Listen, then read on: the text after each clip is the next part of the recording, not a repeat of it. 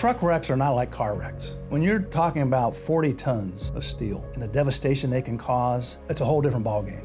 I'm board certified in truck wreck law, which means I have to have a certain level of experience, but I wanted us to go out and actually get hands-on training because I felt that would take our knowledge to a whole different level. I recently had an opportunity to go out to Montana to get hands-on experience with semis. We did a variety of things. We had class time where we were in with owners of trucking companies and semi drivers where we learned more about trucking. I drove several different types of semis. We drove on the course where they actually do the testing for semi drivers to get their CDLs. I've taken the depositions of hundreds, if not thousands, of people involved in the trucking industry, and I had never actually drove a semi. It gives you ideas and gives you insight that you wouldn't have.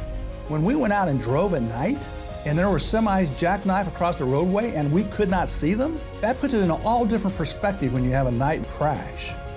When you have a backing case, the way I look at a backing case is completely different. I mean, now I backed a tanker.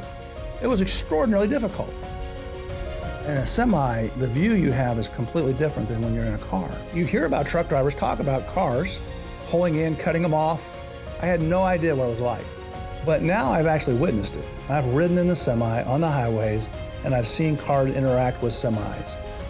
When you have a load securement case and a load falls off, it gives you a whole different view when you go out and you learn how to actually secure it, how difficult it is to put the strapping on, what's involved in making sure that the load is safe and secure.